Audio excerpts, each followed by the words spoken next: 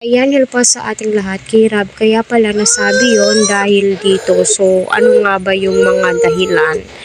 Alam nyo, si Rab po kasi ang nakasubaybay. Ika nga po nila.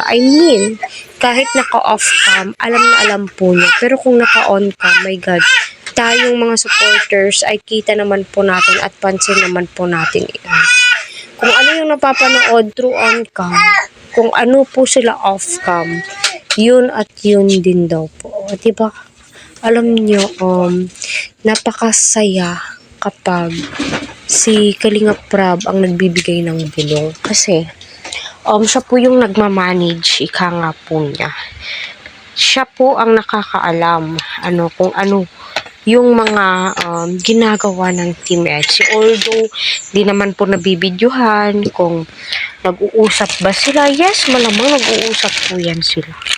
At alam po natin iyon bilang supporters. Hindi po ganyan yung mga actions ni Beyonce kung hindi din po dahil sa lalaki.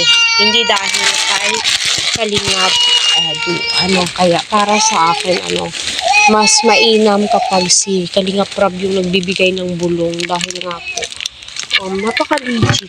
Sa totoo lang. Ramdam mo na totoo. Kahit hindi naman po magsalita si Kalingap Rab. As a viewers, ramdam naman din po natin na totoo silang dalawa. Diba? Lalong-lalo na po si Beyonce. Nag-iiba po yung aura po niya kapag andyan si Kalingap Edu. Gayon din po itong si Kalingap Edu, diba?